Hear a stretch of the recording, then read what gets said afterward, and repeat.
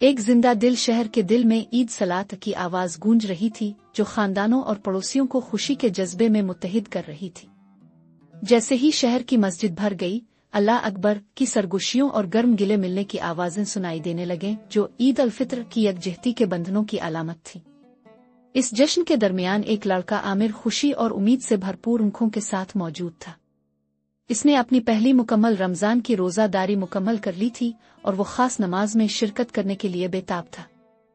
अपनी वालिदा की तरफ से दिए गए नए सफ़ेद जाबुई में मलबूस वो मर्दों की सफ़ों में शामिल हुआ और इज्तिमाई इबादत की खुशी का तजर्बा करने लगा।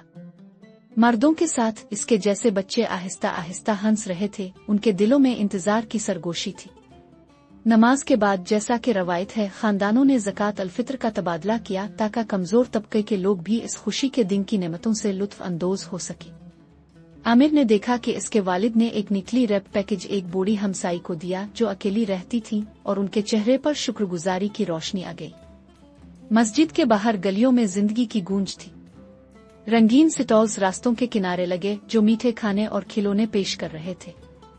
जोशीली खुशी में आमिर ने अपने वालिद का हाथ पकड़ा और वालिद ने इसे मिठाइयों और एक छोटे ढोल के पड़ लेने की इजाजत दी, जिसकी धुनें मेले के धड़कन की तरह गूंज रही थी।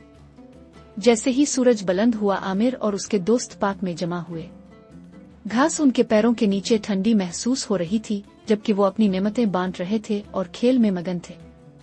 जल्द ही एक फुटबॉल का खेल शुरू हो गया। उनकी हंसी नरम हुआ के साथ गूंजती रही।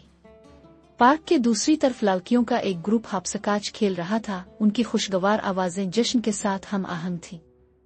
दिन का सबसे यादगार लम्हा आया जब खानदान खाने के लिए इकट्ठे हुए। मेजों पर शानदार पकवान बिखरे हुए थे, बिरयानी, समोसे और बाकलावा। हर नवाला उन नेमतों की अलामत था जिनका वो शुक्रगुजार थे। माएं बाप, दादा दादी और बहन भाई कहानियां और हंसी बांट रहे थे। जब दिन का इख्तिताम आया, आमिर अपने खानदान के साथ बैठा गुरूब आफ्ताब को देख रहा था, जो आसमान को नारंगी और गुलाबी रंगों में सजाता था।